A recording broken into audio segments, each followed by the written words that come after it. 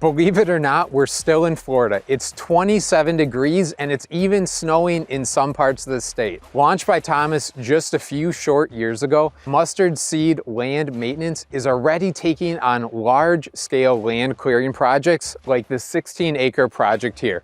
Let's go check it out. What I should profit off of this job in the next month and a half to 2 months is more than I would make in an entire year working for the government. Wow. You're gonna put $150,000 of risk into something that may or may not work. Right. Like most businesses fail within the first 5 years. Like, you're not paying that machine off in 5 years unless you are really after it. Sure. You know what I mean? When rentals, you can rent a skid steer for $400 a day and you can charge $1,000 or $1,200 a day to work it. Right. And so it's like, especially when you're starting out. And if you do that 3-4 days a week, you turn a pretty good profit that week with no overhead, very minimal risk. Every builder or person I've been in business with, when I tell them like, I don't know, can you help? Every one of them has been like, dude, I'll be happy to help. That's cool. Yep, every one of them. Can you tell us a little bit about the property that you're working on here right now? Yeah, so the property we're working on right now is 16 acres. Some years past, it's just acquired by a new owner. So okay. Some years past, somebody started clearing it. I'm not sure what happened, but they stopped midway. Okay. And so the front half of it, roughly 7-8 acres, looked like it had been cleared, but when you start walking around, you see there's just down trees everywhere, a lot of overgrowth, a lot of holes hidden. When they started digging out the tree stumps, they just left the hole and didn't fill anything in. So this front half of it, we've been using the loader here to do that, but every 20 feet there's a new hole that you're falling in and you can't see it because there's so much overgrowth. Yeah. So the front half's been fun and a challenge. Wow. But and then the back half is just really heavily wooded, and so all of that is getting clear. There'll be a few oak trees that the landowner wants to leave, but for the most part he wants everything gone. So how close do you get to having like the land prepped for a home site? Like, what's the difference, I guess, between land clearing and like, I don't know if they call it finished grading or things like that? So land clearing, I guess technically you could say, is just removal of the vegetation. Okay. But with this project, we will have it all the way down to graded and ready for seed. They are going to seed it probably come May. Okay. Right now it's just not a good time to seed. You don't get any germination with your seed. So we will do that, probably do between now and May. We may come back and do a little bit of touch-up work here and there just to make sure that it's ready for seed. Okay. Interesting. So before you decided that you wanted to start mustard seed, what were you doing before, and like what inspired you to kind of venture out on your own? So I was working for my local county parks department. I spent just over 8.5 years there. It was a job I really enjoyed. I was doing very similar things. All my family said I got paid to be a redneck. I got to sit in equipment all day and play chainsaws and boats and all that kind of stuff. And so it was very similar land management type stuff. But it became apparent that working in government was not going to get me and my family where we wanted to go. I've got a wife, 2 kids, a third on the way. Government does not pay enough to take care of a family. Yeah. And so my wife and I made a decision to start the business. And so we started the business February 14th, 2023. Okay. Valentine's Day, 2 years ago. Nice. So it's been almost 2 years exactly since we started, filed the LLC, and just basically needed something that would support a family better than what I was doing, even though what I was doing I really enjoyed. Right. Well, when you first started, how did you get those first few clients? Sometimes when you're starting your business, that's the hardest part, is like client number one, to get some money coming in. Yep. So first things I was doing was I was power calling builders. Every time I saw a new construction site, I would pull up, I would open up the job box, and I'd find the builders. I'd find anybody any phone number I could find inside that job box. I would leave business cards inside it, which I don't think those ever worked, but I'd call them, I'd text them. If I got them on the phone, I would ask them, what method of communication do you prefer? Sure. Right, because if they don't want a phone call, every time I call them, they're just going to be annoyed. They're not going to want to answer. Yeah. I want them to want to answer for me. So, but I couldn't get anything. And so I was on my way home. Right across the street from my house, there was somebody, a small crew out clearing a 1/4 acre lot for a new home site right across the street from my house. And so I thought about asking them, you know, like, what's going on? I don't know, just getting some tips from them. Yeah. And I was like, man, nah, they're busy. So I went inside, ate dinner, and the whole time I'm eating dinner, I was like, no, I gotta go do it. I just gotta go do it. So I go out and I talk to him, and I'm like, man, I'm trying to get in this business, but nobody will call me back. Nobody do this, nobody do that. And so he was a home remodeler who had equipment to land clear. And so he would take on some land clearing when he could. Sure. And so, you know, he said, how much would you charge me to do this? And I threw out a low number. And he said, well, I will sub you out on the next one I get, and we'll see what happens. So he subbed me out. And so I got it done. I rented a skid steer, had them deliver it in the whole 9 yards. Yeah. I got the job done, all in you know, one day. It was a small 1/4 acre lot, didn't have a lot. And so he called me the next day and he said, I got 5 more. Okay. Nice. And so we kept going, and I'm doing it for this low number. Looking back, man, I was, I royally screwed the situation. I should not have been doing them for that low. And, you know, it's just one of those learning curves, because you don't know business. You know, it's like, I can run equipment, chainsaws and this and that, but you know what I mean? You just, business is just something different. If you don't, you can run equipment all day long, but if you don't know how to handle your business and how to track your numbers, you're just never gonna succeed. Yeah. And so that was basically it. I saw a guy doing it after power calling. And so that's how I landed my first 7 or 8 jobs for the same guy. And then eventually builders just started answering. The more I called, the more I texted, the more, I mean, I sent out mass emails to every builder in the area. I would go on Google and just type in, you know, the top 50 builders in this area. And I'd write down every email. I'd put it in an email and then just CC every one of them and send them out. And nobody ever answered, but they probably at least have heard mustard seed.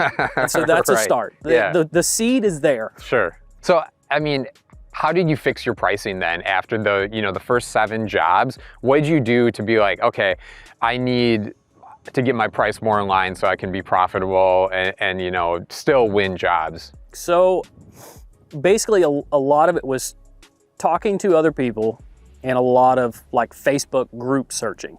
And so the first job when I quoted a price, I quoted it $1,200 to clear a 1/4 acre piece of property. And I did that because I saw somebody else said that they were doing them all day long for builders for $1,500. And so I was like, okay, well, $300 lower. That's not, you know what I mean? I'm not really undercutting. Like it's not bad. And so I was able to get the job done, and I made a little money, and I was like, man, that's okay. That's cool. And then whenever I started doing more searching, I see that a bunch of other builders are like, dude, I'll never even touch it for that. You can't stay in business for that price. It's like when you got insurances and repairs and you got this.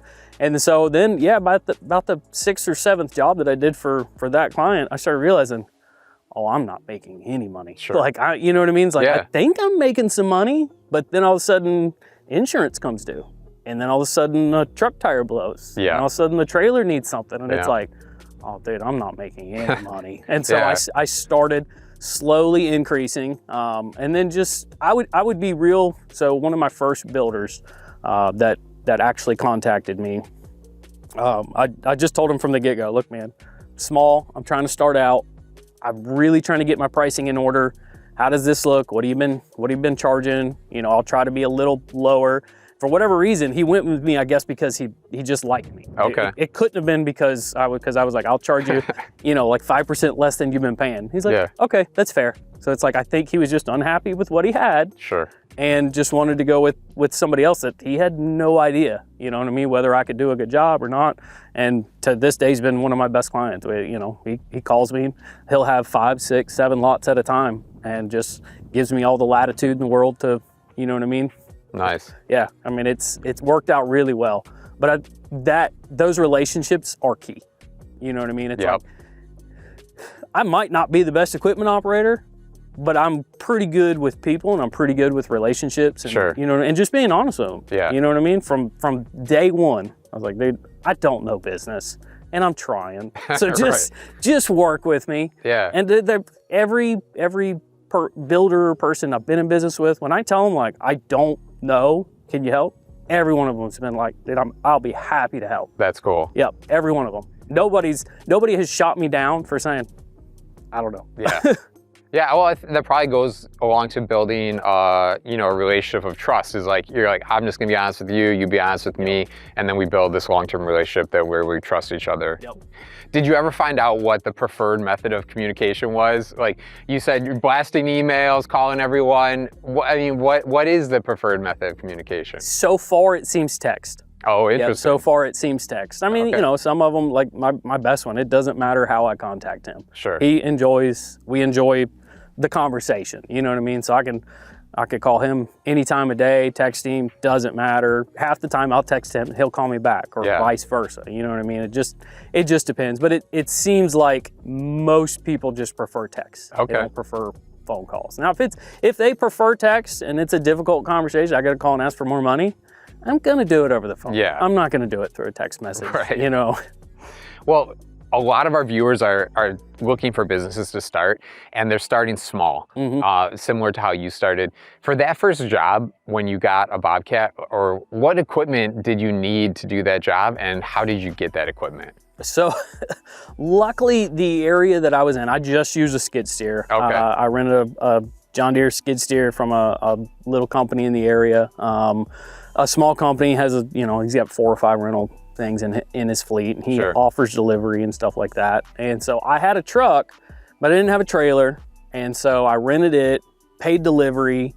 I paid the highest you can pay for everything. But luckily in the area that it's in, the soil's really sandy. Okay. And so with really sandy soil, most of the time trees will come out pretty easy. You don't need something huge or anything. They're just 1/4 acre lots. They had been cleared years past, so most of the vegetation's young growth. And so I was able to do the whole job with just a skid steer. And there's a lot here that you can do with just a skid steer because of the real sandy soil. When you start getting clay and muck and anything like that, you might need something a little bigger to get that piece of it, to get that tree out, especially some of the bigger ones. Would you recommend that people are renting equipment when they start out, or actually buying a piece of equipment to start off with? Me personally, I have no plans of buying any piece of equipment for the foreseeable. I don't own any of them. I have zero interest in owning any of them. Sure. If you just you could rent a skid steer. Let me put it this way. When I line up my work, I might line up $15,000 worth of work for a month. Okay. And that's been working on the side after my full-time job. After putting 40 hours a week in at my full-time job, I'd line up 15 grand worth of work, and I could do it all with a $5,000 rental on a skid steer for the month. So at the end of the month, I might make 10 grand minus expenses.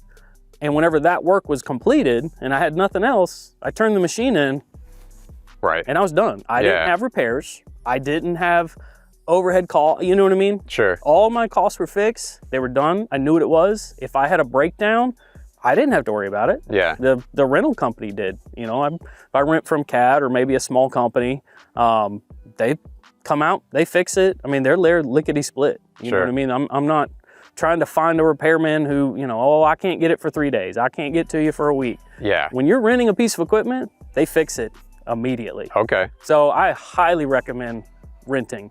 Interesting. Yeah. I personally have no plans of buying anything. I have a truck and I have a trailer. Sure. That's it. And that's just because if I have a skid steer or something, I can move. Obviously, I can't move one of these with my truck. Right. But if I just have a skid steer and I'm doing 1/4 acre lots, in order to schedule moval, for them to come out and move the piece of equipment, it might be 2 or 3 days before they can do it. And it's like, no, I need it faster than that. So, I can pull a 10 or 12,000 pound skid steer around with my truck, no problem. So truck and a trailer for me, that's it. The rest of it, I'm gonna rent it. Yeah. I'm gonna rent it as long as I can. Yeah. And I won't buy anything until I can pay cash for it. Okay. Interesting. Well, we're in an area here where there's tons of development that's going on, but that might not be true like in the entire country. Do you feel like land prep, land clearing is kind of variable, subject to like what the economy is doing, or is it something where no matter what, you can always get consistent business? Yeah, I think you probably could get consistent business no matter what. But I have looked into other markets, and through the research I found in other markets, they're not paying enough per acre to make it worth your while to rent a piece of equipment there. Okay. And it's like, and to me, that's just not a business I would go into there. Oh, sure. I'm not going to go out and spend $100,000 on a piece of equipment when, you know what I mean, the price per acre is just not there. That's a lot of risk, and I'm not a big risk guy. Yeah. So I mean, I like physical risk maybe, but I don't like financial risk. Sure. Yeah. Well, I mean, that actually leads into a good question. I was going to ask you about leaving a stable job for an unknown situation of starting your own job, having a family, things like that. How did you mitigate that risk, or how did you deal with that risk, kind of like stepping out into the unknown? Yeah, it's still really scary. So last week was my last week. Last Thursday was my last day at my full-time job. I've got 2 kids. I've got a third on the way. So it's been scary. And you've been doing this for almost two years, right? Almost, it'll be 2 years next month. So you were starting the business while you had the stable income still going on there. Yep. Now, luckily with the job I had, we worked 4 10-hour days. So I worked Monday through Thursday. So Friday, Saturday, Sunday to be able to do. So, you know, when you have an extra day, that helps. Sure. But especially with the lot clearing, most of the time I have to dispose of the debris myself as well. Okay. And the landfill usually closes early on Saturday, and they're not open Sunday. So it kind of makes things a little tricky on how to get rid of debris on those weekends. And so sometimes develop your relationships with other companies that do the same thing, or grapple truck companies, and so they'll come out, you know what I mean? It's like, hey, I'm gonna get rid of all that I can, but there might be a load or 2 left. Can you come grab it? You know, of course they're happy to do it. You're giving them business. You know what I mean? It's like, yeah, it's probably a little cheaper if I could do it myself, but I just don't have the time. So you were coming from kind of a related industry where you had gained some skills in heavy equipment operation, or use of a chainsaw, things like that.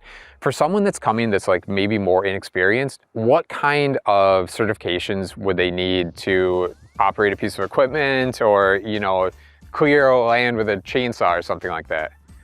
It's just seat time. Okay. Just do it. You know what I mean? I don't know that there's necessarily any certifications that I personally think are worth anything. But you can operate a skid steer without any type of license, but can you operate a piece of equipment like this? I called Cat and I said, I need a loader and a excavator. They said, how big? I said, this is what I'm doing. Sure. They said, okay, we'll drop it on Monday. Okay. They were here. All right. The loader, it's funny, the guy that dropped it off that was driving the lowboy, I went to high school with him, hadn't seen him in 20 years. And so, you know what I mean? But it was like, because I have insurances, I mean, obviously you have to have insurance. Sure. But because I have all the insurances that they require, everything's covered. Yeah. So they're like, I don't care if you can operate it or not. Your insurance says it's covered, so have a nice day. And they charge you insurance as well. You know, I pay quite a bit extra on these machines on top of the rental fee for the, you know, different waivers and insurances and stuff like that, plus my own insurances. And so you pay a lot for insurance, but at the end of the day, it's there for you. So I mean, can you tell me a little bit more about the insurance that's required to do something like this? So it depends on, like, if you're renting from a small company, you don't really need insurance. They're not asking. They don't care what you're doing. You might be Harry homeowner that's just trying to do some work in your backyard. Okay. Or you might be a business. But if you're going to rent from, like, Cat, I have a really good relationship with my Cat rep. Okay. They take care of me. And so, yeah, they wanted different types of insurances and different pieces of equipment. Like if I'm doing forestry mulching, the mulcher head itself needs a completely different type of insurance, which is called inland marine. Okay. And so it'll replace the entire thing. And so that was difficult to get because not many places offer that. So you know what I mean? And so I obviously have a good relationship with my insurance lady. And so she's had to spend quite a bit of time trying to find someone that would insure a piece of equipment because they're insuring it for somebody else under my name. Okay. Basically at full replacement value. Sure. And so, you know what I mean? Just that policy itself, you know what I mean? It's not cheap. So you have to factor that into the whole situation. Yeah. But basically, as long as you have like just a general liability and equipment policy, I think I've got $2 million is just the basic one, and it's not terribly expensive. Sure. You know, especially for doing what I do. You know, when you think you're knocking trees down, you know, it could crush the equipment, it could do this, fall on something else. It's still not terribly expensive. A couple $100 a month. It's not bad at all. Interesting. So you told us a little bit about kind of learning the business aspect of like, you knew the equipment and you knew what to do, but the business aspect of the business did not come easy to you. Did you reach out? I mean, you mentioned reach out on Facebook groups, but did you have like a mentor or online resources or things like that kind of helped you along to learn the business end of running a business? A lot of podcasts. Okay. I'm a big podcast listener. All right. I mean, I'm, you know, in a piece of equipment most of the day, so sure. I have headphones in, listening to different business podcasts, or, you know what I mean, Dave Ramsey's Entree Leadership. I mean, to me, that's been instrumental. Okay. You know, Patrick Bet-David, he talks a lot about business stuff and stuff. And there's just a huge aspect of it, of just do it. Yeah. You're gonna be bad, but just you gotta be bad for you can be good. Yeah. Like, you're gonna be bad. Don't be afraid to be bad, because you have to be bad before you can be good. Sure. So just do it, man. I mean, Nike was right years ago. Just do it. Do you use YouTube as resources too? We find that a lot of people, I mean, we're on YouTube. A lot of people are using YouTube resources to learn skills that they did not have before. Absolutely. I mean, YouTube's been instrumental. You know what I mean? There's been numerous jobs where the customer wanted me to do something, and just having the confidence to be like, I don't know, but I'm gonna do it. Like, I don't know how to do it, but I will. Right. And I don't know how I'm gonna charge you, but I'll figure it out. And then it's like, yeah, I'll start watching YouTube. And it's like, you know, oh, this is an easy process. Like, oh, shoot, that'll take 20 minutes. Okay. Yeah. You know what I mean? It's like that, you know, I'll charge you next to nothing. Or it's like, this is a very intensive, you know what I mean? Takes a long time. And then like one of the things I probably learned the most on YouTube was how to root rake. Okay. And so, you know, I just spent hours watching root raking videos, and it's very slow and monotonous, but it's, you know, it's kind of got an art to it. Sure. And so at the end of the day, it was like, oh, I could charge a lot of money to root rake a piece of property because it's slow and monotonous. Yeah. Interesting. Well, we're kind of here early on in the business, but you've been doing it for 2 years, but you've stepped out to do it full time now. What does your growth look like? What's your plan for growth for kind of the near term and long term of Mustard Seed? I don't know. Okay. But what I should profit off of this job in the next month and a half to 2 months is more than I would make in an entire year working for the government. Wow. So if I've got some small tree jobs lined up for people that I personally know. Sure.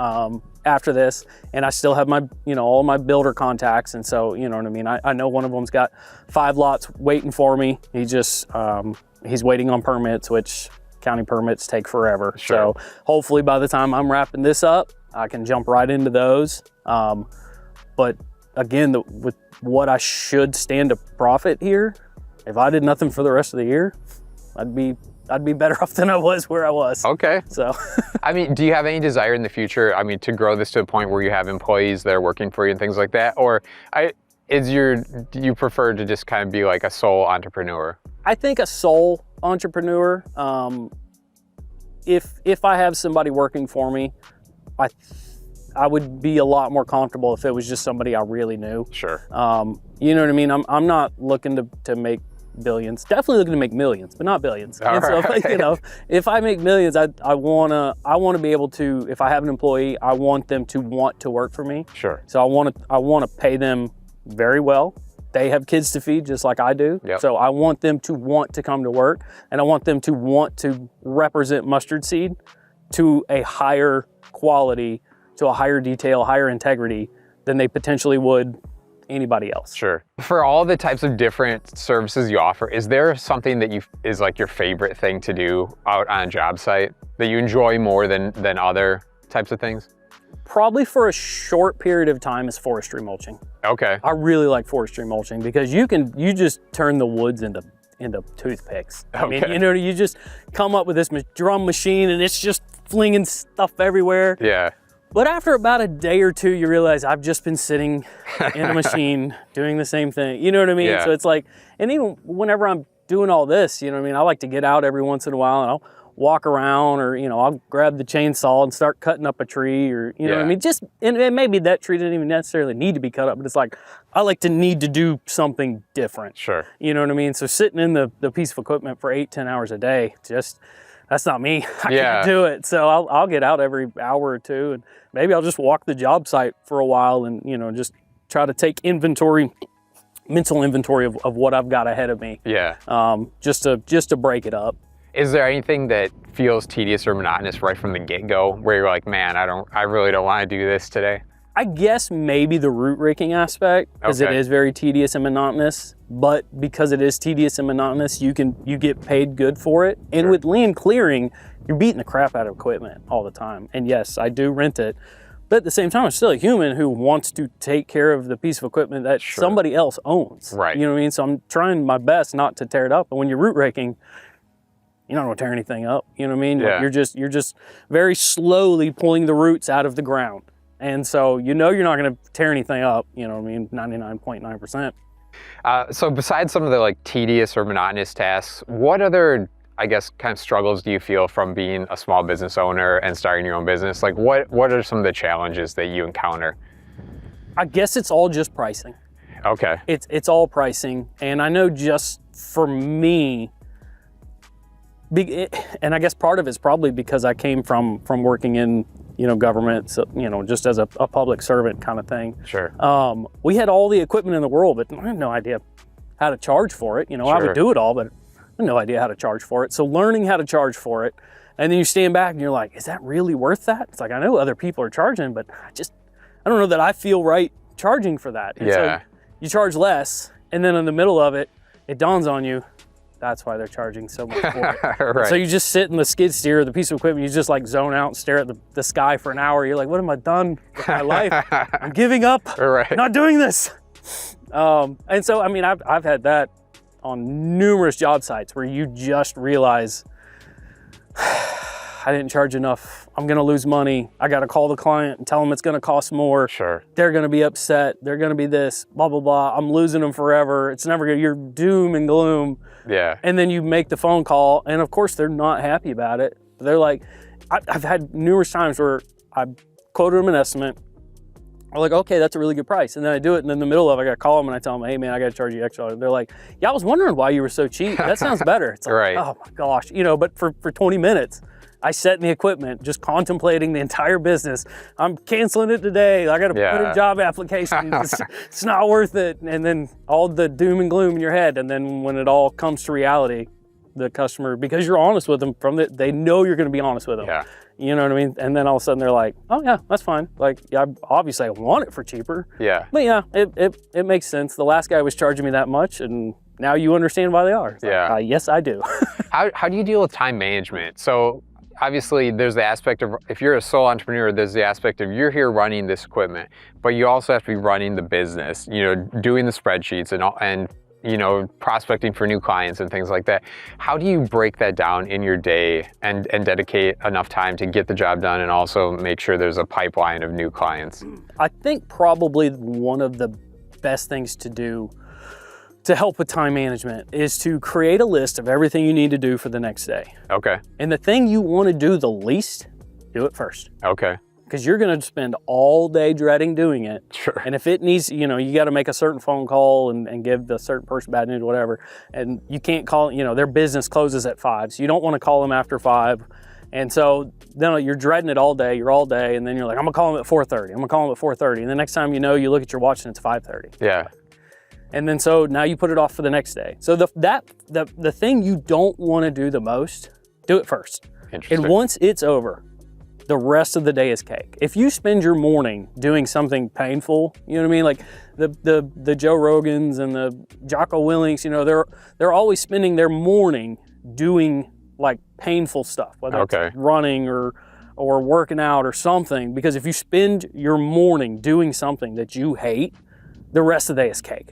The rest of the day is just an easy breeze. Yeah. You know, if you spend your morning just wearing your body out, your mind just follows. The rest of the day, your mind's like, bro, I can handle anything else this day is going to throw at me. Right. Yeah. Well, is there any other piece of advice or something you'd like to leave viewers with? You know, maybe encouragement for starting their own business, or any thoughts you have in general? I think just maybe to reiterate 2 points. Do it. You're going to be bad. All right. Just do it. Do it. Be honest with your customer. I don't know. I'll figure it out. I'm not exactly sure what the price is going to be. I see where they're charging this much. Maybe I can do it for cheaper. I don't know. It might be that price. I'll see what I can do. And just try to mitigate risk. You know what I mean? For me, like, in some of the Facebook groups I'm in, I see all the time where somebody says, hey, I'm thinking about starting a business. What machine should I buy and who has the best warranty? Sure. Like, dude, that's way too much risk for me. You know what I mean? If you're buying a brand new skid steer in a forestry market, you're looking at $150,000. You're gonna put $150,000 of risk into something that may or may not work. Right. Like, most businesses fail within the first 5 years. Like, you're not paying that machine off in 5 years unless you are really after it. Sure. You know what I mean? Yeah. And so, and when you're trying to get a business off the ground, you might not have $150,000 worth of extra money to pay on that in that 5 years. Yeah. And so to me, that's way too much risk. Like, just try to mitigate your risk, focus on the job, and get that job done in the best way you can. Yeah. You know what I mean? Like, it just, I can't stomach the level of risk it takes to buy a piece of equipment. Sure. When rentals, you can rent a skid steer for $400 a day, and you can charge $1,000 or $1,200 a day to work it. Right. And so it's like, especially when you're starting out, and if you do that 3-4 days a week, you turn a pretty good profit that week with no overhead, very minimal risk. And if things don't work out, you know what I mean? You don't now have a $100,000 piece of equipment sitting there. You got to figure out, well, what do I do with this? How can I sell it? Yeah. Can I, you know, how much money am I going to lose? Can I make money? Like, it's just, for me, it's just been so much easier to rent it.